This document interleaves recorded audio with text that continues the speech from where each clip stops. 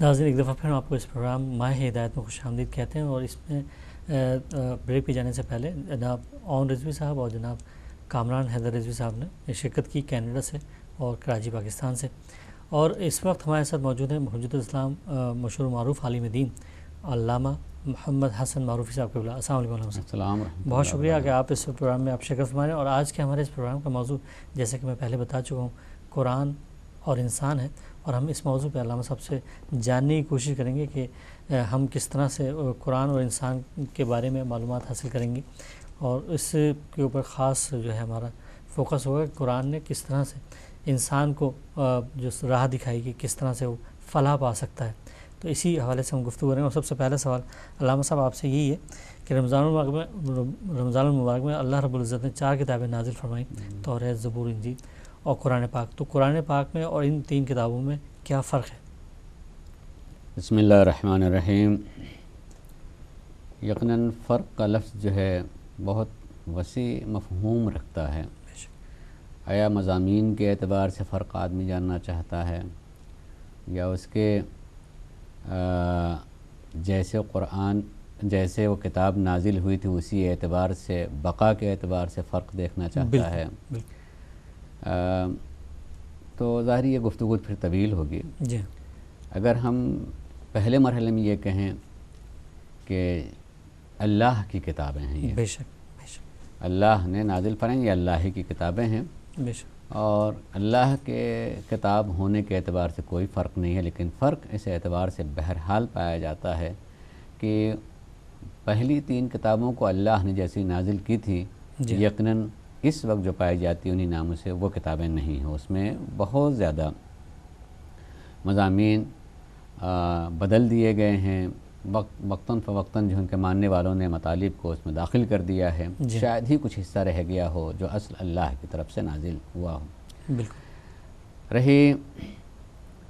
ہدایت کے اعتبار سے یوں اگر فرق دیکھا جائے تو خود پروردگار عالم کا زمانوں کے بعد، یعنی ایک دور ختم ہوتا ہے پھر دوسرے دور میں دوسری کتاب نازل فرماتا ہے، تو اس کا مطلب یہ ہے کہ یقیناً زمانے کے اعتبار سے بعد میں نازل ہونے والی کتاب میں زیادہ مضامین ان کی ذمہ داریوں کے اعتبار سے پائے جائیں گے۔ بالکل۔ خود سب سے آخری کتاب قرآن کریم ہے۔ اس قرآن کریم کے بارے میں یقین کے ساتھ کہا جا سکتا ہے، یعنی ہماری طرف سے معصوم علیہ السلام نے کہا ہے کہ یقیناً قیامت تک کے لیے جو یہ کتاب ہے، اور اس کی ایک خصوصیت ہے حقیقی معنی میں قرآن کی کہ اگر انسان آج، پہلی بات خصوصیت تو یہ ہے کہ جیسے پہلی 3 کتابوں میں رد و بدل ہو چکی ہے، مگر قرآن کے لیے 1400 برس کا زمانہ گزرنے کے باوجود بھی یہ مسلمہ ہے، معنی تسلیم کی ہوئی چیز ہے کہ اس میں قطعاً نہ کوئی چیز اس سے خارج ہوئی ہے، نہ کوئی چیز میں داخل ہوئی ہے۔ اگر اس میں بھی باریکی سے گفتگو کریں گے تو ہو سکتا ہے کہ تحریف کے موضوع پر گفتگو ہو تو کسی اعتبار سے تحریف کی گفتگو کی جا سکے، مثلاً کہ جس ترتیب سے قرآن نازل ہوا تھا، جو مکے میں نازل ہوا جتنا وہ پہلے ہے، اور جو مدینے میں نازل ہوا وہ بعد میں ہے، یا ایسا نہیں ہے؟ تو یقیناً سامنے ایک چیز پتہ ہے کہ بہت ساری چیزیں جو مکے میں داخل ہوئی تھیں، سورہ ہوں یا آیات ہوں، وہ بعد میں ہیں، اور جو پہلے نازل ہوئی تھیں وہ قرآن میں پہلے موجود ہیں۔ تو وہ بھی ایک علمی گفتگو ہے، اور شاید جو ہے اس سے ذہن تھکنے لگے گا۔ صرف اتنی بات کہوں کہ قرآن اگر اس کے خصوصیات کے اعتبار سے دیکھا ہے تو آج بھی اگر کوئی قرآن، چونکہ قرآن نازل ہوا ہے انسانوں کے لیے اور ہدایت کرنے کے لیے آیا ہے، اور پروردگار عالم نے اس قرآن کی خصوصیت کو یہ بیان کیا ہے کہ لقد یسرنا القرآن، ہم نے قرآن کو، یہ قرآن کی آیت ہے، لقد یسرنا القرآن، ہم نے قرآن کو آسان کیا ہے۔ آسان یعنی اگر کسی سطح کا انسان پڑھے گا تو اپنی سطح سے وہ بات کو سمجھے گا۔ سطحیں بلند ہوتی ہیں، اور جتنے سطح بلند ہو جاتی ہے اسی اعتبار سے اس کی ذمہ داریاں بھی بلند ہوتی جاتی ہیں، اور اس کے امتحانات بھی اتنے ہی سخت ہوتے ہیں۔ نرسری میں پڑھنے والا بچہ اور یقیناً 5ویں میں اور پھر میٹرک میں پڑھنے والا، اس کی ذمہ داریاں بڑھتی جاتی ہیں، اسی طرح سخت ہیں۔ خالی اتنی کہنا ہے کہ قرآن نے کہا کہ آسان کیا ہے سب کے لیے، ایک بات۔ دوسری کہ آج بھی اگر کوئی قرآن پڑھے گا تو لگتا ہے کہ قرآن واقعاً مجھ سے گفتگو کر رہا ہے، وہ اس کا انداز ہے کہ قرآن مجھ سے گفتگو کر رہا ہے، مجھ سے بات کر رہا ہے۔ اور جب بھی میں پڑھتا ہوں تو بہرحال اس کے لیے خود سرکار مولا کائنات حضرت علی بن ابی طالب علیہ السلام کے فرامین میں سے ایک فرمان ہے کہ قرآن بولتا بھی ہے، خاموش بھی رہتا ہے، اس کے خصوصیات ہیں، وہ تمہیں حکم بھی دیتا ہے، وہ تمہیں روکتا بھی ہے، تم سے بات بھی کرتا ہے اور خاموش بھی رہتا ہے۔ حقیقی معنوں میں اگر قرآن کو پڑھا جائے تو وہ ہمیں ٹوکتا بھی ہے، بات کرتے ایک دم ٹوکتا ہے۔ لِمَ تَقُولُونَ مَا لَا تَفْعَلُونَ، دیکھیے یہ قرآن کی آیت ہے، لِمَ تَقُولُونَ مَا لَا تَفْعَلُونَ، ٹوک رہا ہے، تم وہ بولتے ہی کیوں ہو جو کرتے نہیں۔ کم سے کم تمہاری زبان میں اور عمل میں جو ہے یکسانیت ہونی چاہیے۔ ہمیں حکم دیتا ہے پیار سے، لا تکونوا کالذین نسوا اللہ فانساہم انفسہم، دیکھو تم لوگ ان جیسے نہ ہو جانا کہ جو لوگ اللہ کو بھول گئے، اگر تم بھی ایسے ہو گئے تو تم خود کو بھول جاؤ گے، اور جو آدمی خود کو بھول جاتا ہے وہ گناہوں کی طرف بڑھنے لگتا ہے، خود ہی کو نہیں پہچانتا تو کیا جانے گا کیا خطا کیا گناہ۔ یہ اس کے خصوصیات میں تو یقیناً جو آپ کا پہلے ہی سوال یہ تھا کہ فرق کیا ہے اللہ کی کتاب ہونے میں، یقیناً ہمارا عقیدہ ہے کہ کتابیں اللہ کی ہیں، اللہ کی طرف سے نازل ہوئی، لیکن بہرحال قرآن آخری کتاب اور قیامت تک کے لیے ہے، تو جو انسان اس کی طرف متوجہ ہوگا قرآن اس کے لیے ہدایت کی روشنی بن جائے گا۔ کیا کہنے، سبحان اللہ سبحان اللہ۔ اور علامہ صاحب میں جاننا ہی چاہوں گا قرآن کریم کا بنیادی موضوع جو ہے وہ کیا ہے انسان کے حوالے سے؟ حقیقی معنوں میں اگر دیکھا جائے تو اول تو تمام شعبہ حیات سے گفتگو کی ہے قرآن نے، لیکن اگر بنیادی اس کا موضوع دیکھا جائے تو وہ ہے توحید اور وحدانیت۔ کیا کہنے، سبحان اللہ، اللہ کو ایک ماننا۔ اگر انسان تھوڑا بہت بھی اپنے ماننے کی طرف، اپنے ایمان یا عقیدے کی طرف متوجہ ہو تو بہت سی جگہوں پر لگتا ہے کہ وہ اس کو دھوکہ سا ہو رہا ہے، میں کیا مان رہا ہوں، کس طرح سے مان رہا ہوں۔ مثلا میں توجہ دلاؤں اس پر، ہم اللہ کو ایک مانتے ہیں، ہمارا عقیدہ ہے کہ اللہ ایک ہے، لیکن ایک لمحے کے لیے سوچے وہ آدمی جو اللہ کو ایک مانتا ہے کہ ہم بہت ساری چیزوں کو ہم ایک کہتے ہیں مگر وہ ایک ہوتے ہی نہیں، تو کیا ویسے ہی ہم اللہ کو بھی ایک مانتے ہیں؟ فرض کیجئے اگر لکھنؤ کی تہذیب میں کہیں گئے، آپ کسی کے ہاں پوچھا بھائی آپ کیسی آپ کی مہمانی ہوئی، میزبان کیسا تھا؟ ارے صاحب صرف ایک پان پیش کیا تھا، پان اس متعلق کہ ایک پان کہا آپ نے، کسی کہیں بھئی یہاں کی کہا بس ایک چائے، تو کہہ رہے ہیں ایک چائے یا ایک پان، لیکن اس ایک پان کو اگر آپ دیکھیں تو اس ایک پان میں ایک پتا ہے پان کا، اس پر چونا ہے، اس پر کتھا ہے، کتنی چیزیں مل کر کے ایک ہے، کیا کہنے، کتنی چیزیں سے مرکب ہو کر کے ایک پان ہے۔ چائے اگر آپ نے لیا پانی ہے، شکر ہے، دودھ ہے، اور ہو سکتا ہے کہ ادرک بھی ہو سکتا ہے کہ مثلا اس میں خوشبو کی کوئی چیز بھی ڈالی ہوئی ہو، مثلا ایک جس کو آپ کہہ رہے ہیں کتنی چیزوں سے مرکب مل کر کے بنا ہے۔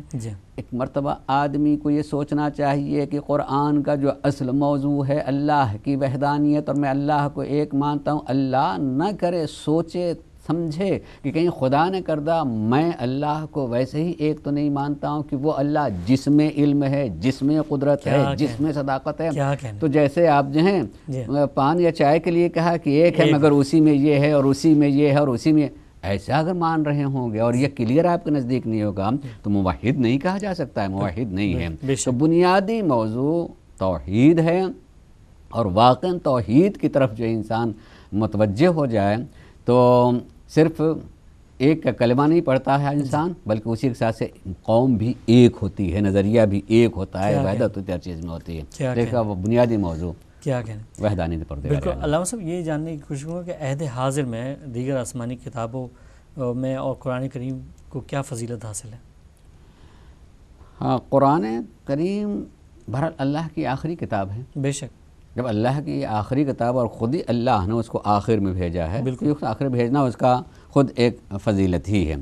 مثلا اس کے سلسلے میں کچھ احادیث پڑھ دیتا ہوں قرآن کے سلسلے میں لکھ کر کے لے کے آیا تھا۔ سرکار مولا کائنات حضرت علی بن ابی طالب علیہ السلام کے فرامین میں سے ایک فرمان ہے، فرماتے ہیں کہ علیکم بالقرآن، دیکھو تم پر واجب ہے کہ قرآن سے رابطہ رکھنا، کیا کہنے، قرآن سے مربوط رہنا، بے شک، قرآن سے قطع تعلق نہ ہو جائے۔ یقین کیجئے کہ انسان اگر قرآن سے اپنے کو مربوط رکھے، امام بھی فرما رہے ہیں کہ وہ تمہاری رہبری کرنے لگتا ہے۔ میں جملہ پڑھ دوں کہ علیکم بالقرآن فاتخذوہ اماما وقائدا، یہ تمہاری امامت کرنے لگتا ہے، تمہاری قیادت کرنے لگتا ہے، جدھر لے کر کے جانا چاہیے ادھر لے کر کے جاتا ہوں اسی کو۔ آج ہمارا وقت کا امام پردے غیب میں ہے، قرآن ہمارے ہاتھ میں ہے، تو یقینی طور پر جو ہے اس کو، بلکہ میں تو خصوصاً اپنے معاشرے کے لیے خاص بات یہ کہوں گا کہ قرآن تو یوں بھی ہمارے سامنے اکثر بیشتر کھلا ہونا چاہیے، اس لیے کہ ہمارا تو عقیدہ ہے کہ رسول نے یہ کہا ہے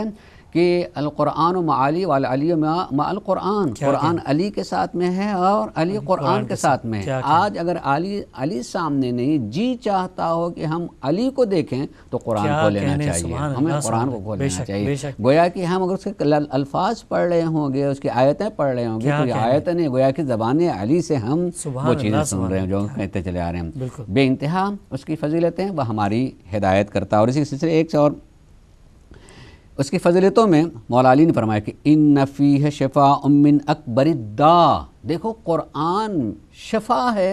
بڑے سے بڑی بیماری کا۔ اچھا، اس بڑی بیماری کا نام بھی لیا ہے، فرماتے ہیں کہ ان فیہ شفاء من اکبر الداء، بڑے سے بڑی بیماری کی شفا اسی قرآن میں موجود ہے، علاج موجود ہے۔ اور بڑی بیماری کیا ہوتی ہے؟ ہو سکتا ہے کہ ہمارے چلنے میں پریشانی ہونے لگے، بولنے میں پریشانی ہونے لگے، ہم سمجھتے ہیں یہی سب سے بڑی بیماری ہے، مگر امام فرماتے ہیں هو الکفر والنفاق، یاد رکھو بڑی بیماری یہ ہے کہ انسان کفر کی طرف بڑھنے لگے، بڑی بیماری ہے کہ انسان نفاق کی طرف بڑھنے لگے۔ اور ان بیماریوں سے شفا، یعنی گویا کہ ہمیں قرآن آج بھی اگر فکروں میں کہیں سے کجی پیدا ہو جائے، قرآن کا سہارا لیا جائے تو وہ ہدایت کرنے لگتا ہے اور ایمان کی طرف لے کر کے آتا ہے۔ بے شک بے شک۔ علامہ صاحب، یہ جو خالق نے، اللہ رب العزت نے جو ہے انسان کو با اختیار بنایا کہ وہ ایک با اختیار ہے،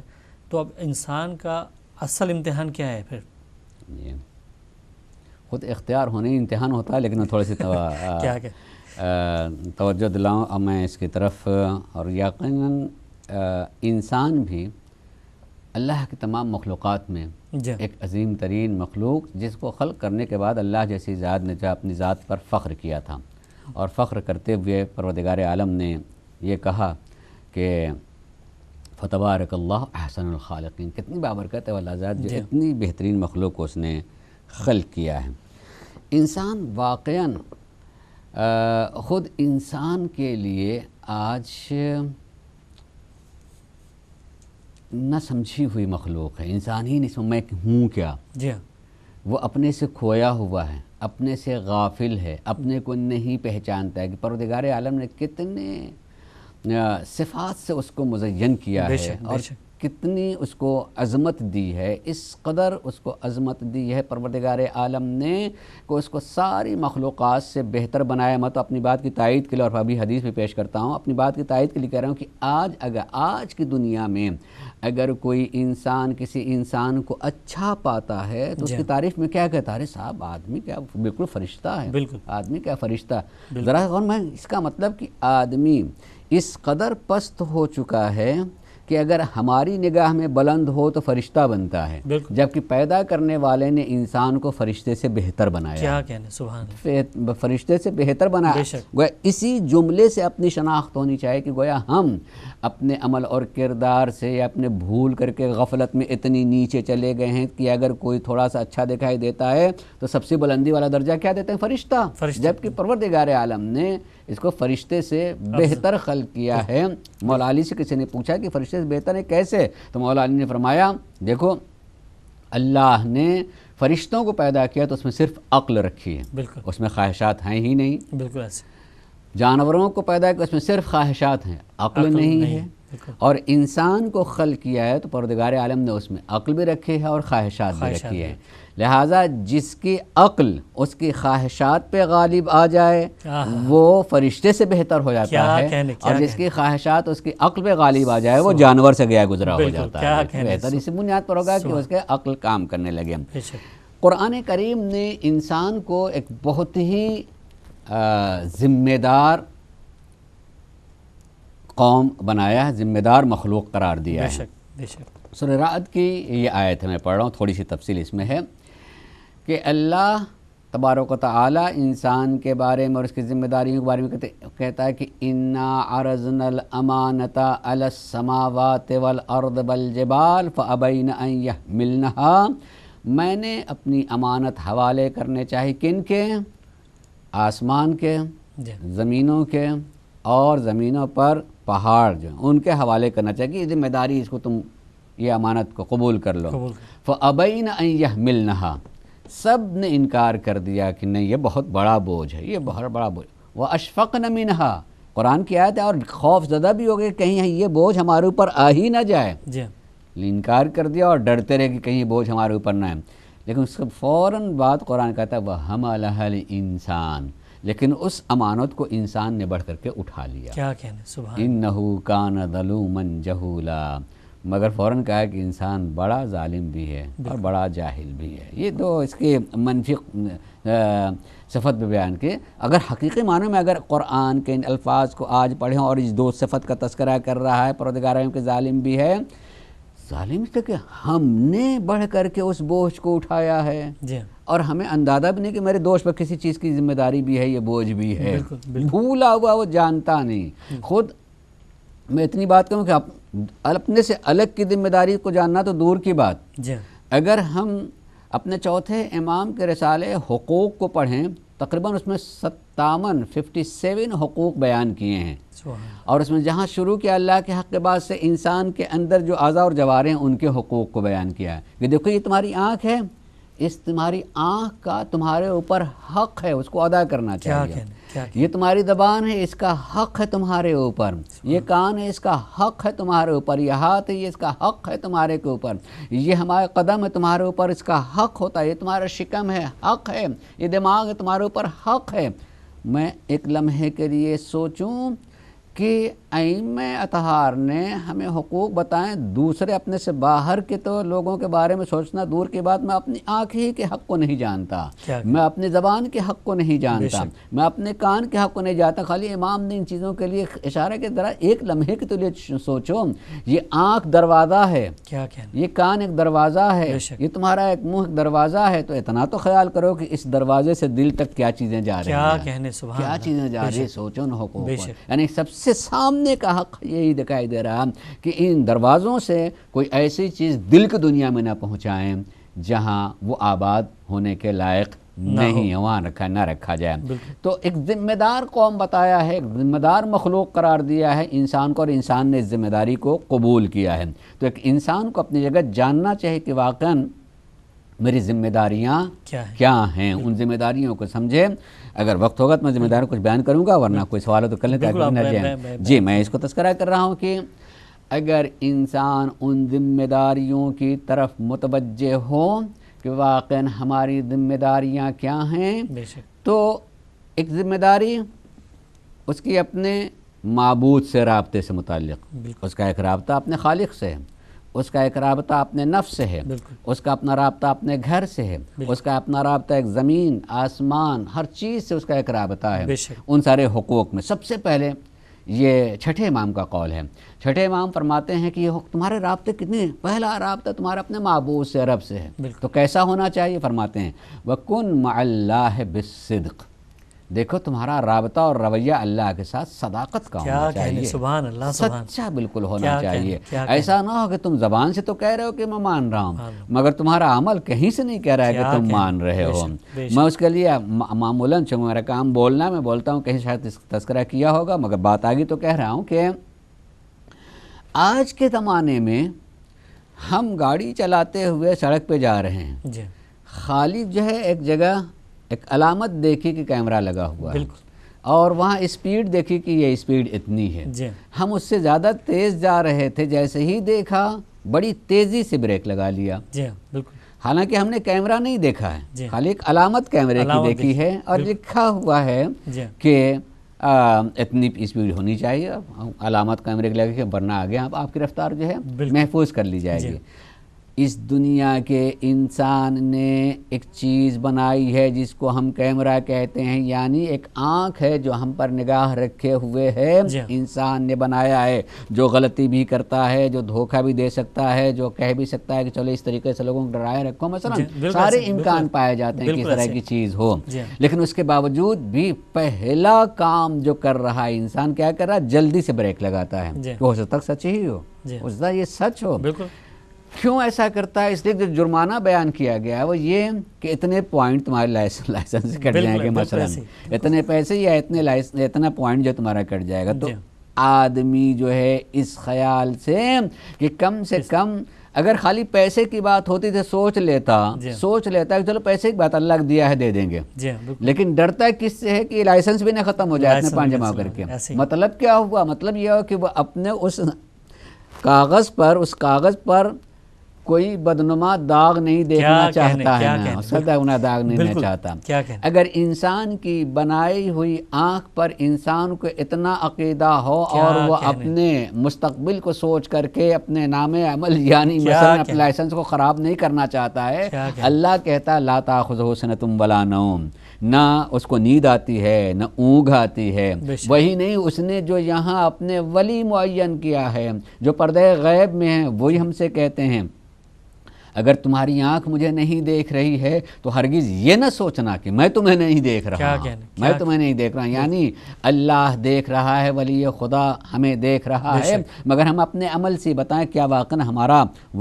یہی عقیدہ؟ میں تو کہتا ہوں خالی جتنا ایک کیمرے پر ایمان ہوتا آدمی کو اتنا بھی ایمان ہو جائے تو دنیا میں، اس دنیا کی زندگی میں آخرت کے لیے انسان بہت کچھ جمع کر لے گا، کبھی کوئی ایسا عمل نہیں کرے گا جو اس کے نام اعمال کو خراب کر سکے۔ یہ اللہ کے ساتھ میں ذمہ داریوں کا تعلق ہے کہ اللہ کے ساتھ اس کا رویہ بالکل صداقت کا ہونا چاہیے، صرف جو زبان کہہ رہی ویسے ہی عمل کے مطابق ہونا چاہیے، اور ویسے اس کا عمل بھی اس کے مطابق ہونا چاہیے، جیسا کہ 8ویں امام نے فرمایا کہ انما شیعۃ علی من صدق قولہ فعلہ، علی کا شیعہ تو بس وہی ہو سکتا ہے جس کی زبان کی تصدیق اس کا عمل کر دے۔ کیا کہنے، یعنی ایسا بس وہی شیعہ علی ہے جس کی زبان کی تائید اس کا عمل کر دے، یعنی لوگ اس کے زبان سے سن کے نہ کہیں کہ یہ شیعہ علی ہے، اس کے عمل کو دیکھ کر کے کہیں کہ یہ شیعہ ہے۔ کیا کہنے، بولے تو پتہ لگے علی والا بول رہا ہے، چلے تو پتہ چلے علی والا چل رہا ہے، چاہنی ہونی چاہیے۔ تو کن مع اللہ بالصدق، اللہ کے ساتھ جو تمہارا رویات صداقت کا ہونا چاہیے۔ چھوٹے بڑے ہوتے ہیں، کیا کہنے، جہاں آپ کو سوال کرنا وہ سوال کر جائے گا، ورنہ تمہارا کام بولنا ہے۔ چھوٹے بڑے کا رویے کو تقریباً 6-7 حقوق اور ذمہ داریاں بیان کی امام نے۔ فرماتے ہیں کہ وَكُن مع الصغیر بالشفقہ، جو چھوٹا ہو چھوٹے کے ساتھ جو ہے تمہارا رویہ شفقت کا ہونا چاہیے۔ کیا کہنا، میں اس کو قریب سے سمجھاؤں، شفقت کا ہونا چاہیے۔ انسان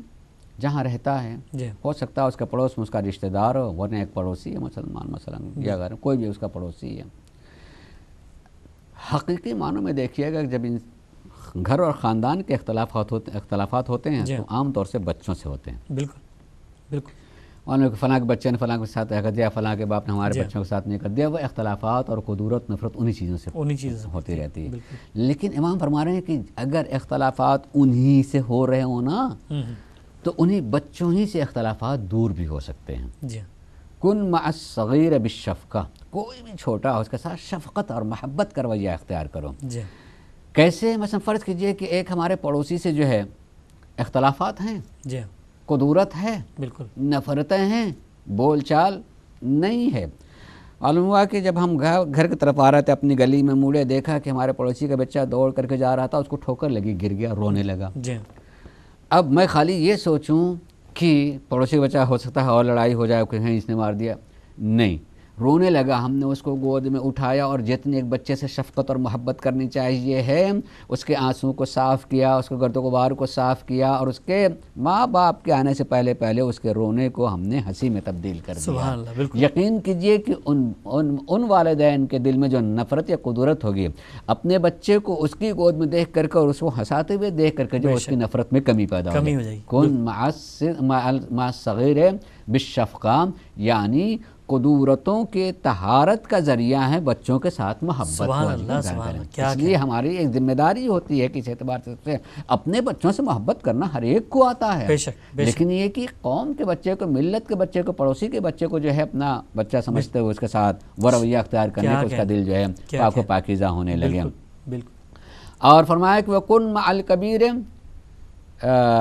بِالْإِكْرَامِ، ان کی عزت کرو، بالکل۔ بڑے اگر ہیں تو بڑوں کی عزت کرنا سیکھو، اکرام کرنا سیکھو۔ مثلا اگر میں اس کو کہوں واقعاً اگر راستہ چلتے ہوئے ایک بوڑھا آدمی جا رہا ہے، ہمیں حکم اور ذمہ داری دی گئی ہے یہ کہ احترام کرو، اس سے آگے نہیں بڑھنا چاہیے۔ اگر آگے بڑھ بھی رہے ہو تو ایک مرتبہ ان سے آپ اگر اجازت دیں تو میں آپ سے آگے چلاؤں گا، جلدی میں ہے، ایک مرتبہ وہ اس جوان کو جو ہے واقعاً دعائیں دے گا کہ آج کے زمانے میں ایسے بھی بچے پائے جا رہے ہیں، یعنی اگر انسان جو ہے بزرگ کی اگر عزت و اکرام کرے گا تو دعائیں بھی پائے گا۔ اور اس سلسلے میں کہنا چاہوں گا جلدی سے یہ کہہ دوں کہ ہمارے پہلے امام ایسے ہی سفر پہ نکلے ہیں، راستے میں آپ کو جو ہے ایک اور مسافر مل گیا ہے اور وہ جو ہے یہودی یا نصرانی ہے، ساتھ میں چلنے لگے۔ جیسے کبھی بھی انسان ہم بس پہ ہوں، ٹرین پہ ہو، جہاز میں جو بغل میں ہوتا ہے اس سے بات چیت شروع ہو جاتی ہے، آپ کہاں سے آ رہے ہیں، کہاں جا رہے ہیں اور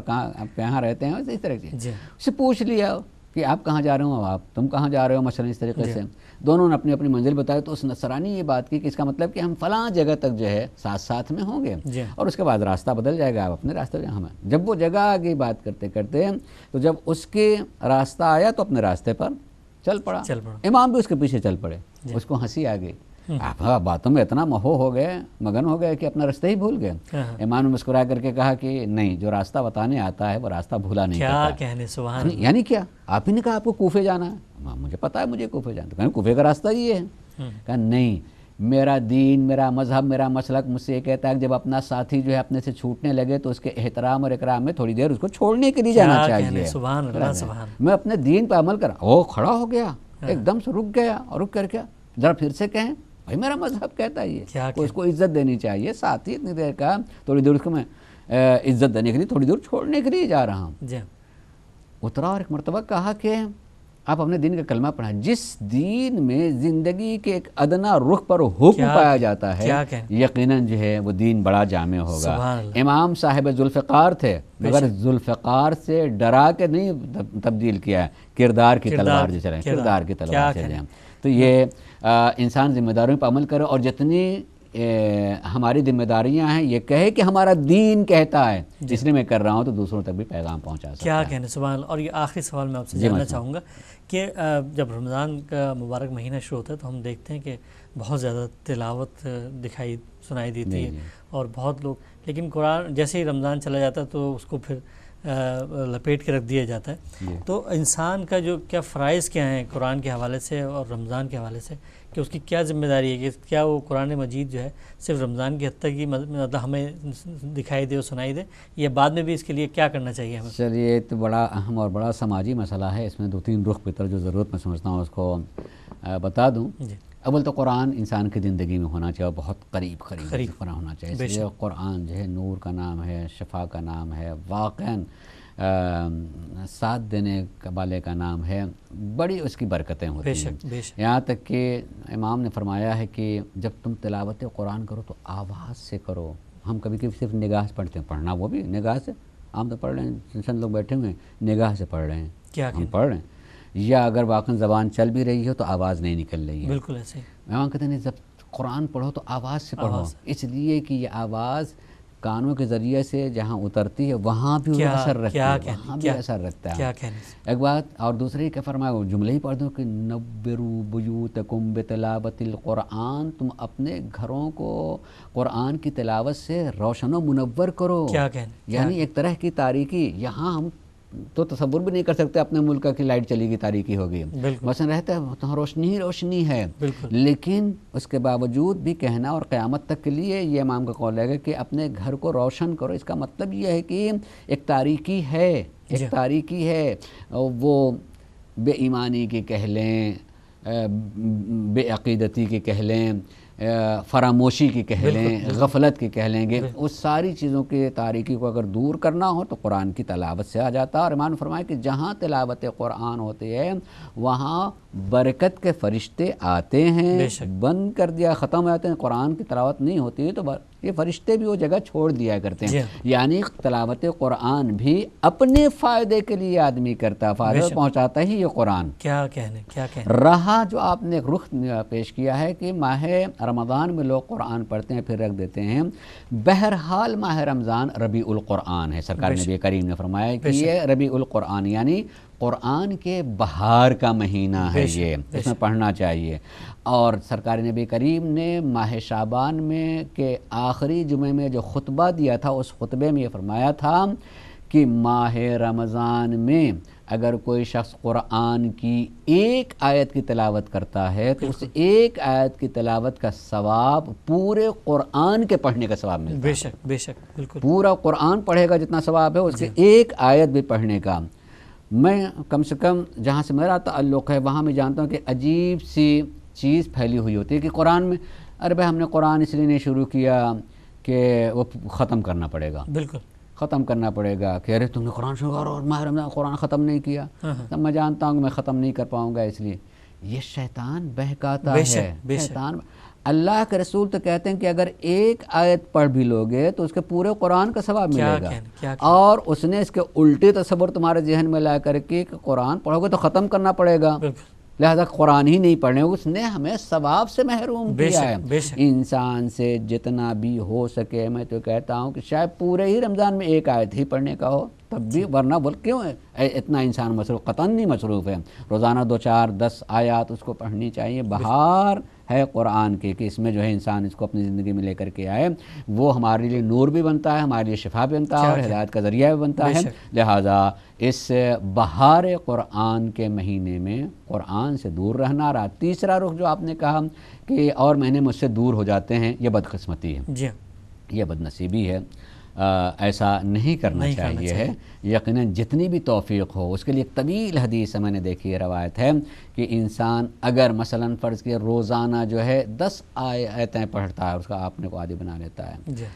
تو اس کا شمار غافلین میں نہیں ہوگا۔ بے شک اسے 10 آیات سے لے کر کے 20 50 100 تک آیات کا، اور اس کے الگ الگ فوائد بیان کیے ہوئے حدیث میں کہ اگر جو ہے ایسا کرے گا تو اس کے یہ فوائد ہیں۔ انسان حد اقل اپنے فائدے ہی کے لیے کرے، اس کا فائدہ ہے ہماری دنیا میں بھی اور آخرت میں۔ اللہ سب کو توفیق عنایت فرمائے ہم قرآن سے قریب رہیں۔ کیا کہنے، اور میں انتہائی شکر گزار ہوں علامہ صاحب کا کہ آپ نے اس پروگرام میں اتنی خوبصورت جو ہے تفصیلاً بتایا قرآن اور انسان کے حوالے سے، اور قرآن اور انسان کے اس کے فوائد جو انسان کو اس سے فوائد حاصل ہوتے ہیں وہ بھی بیان فرمائے۔ اور اگلے پروگرام تک کے لیے انشاءاللہ کل پھر پرسوں انشاءاللہ آپ کی خدمت میں پھر حاضر ہوں گے۔ جب تک کے لیے اجازت دیجیے، اللہ نے کے بعد۔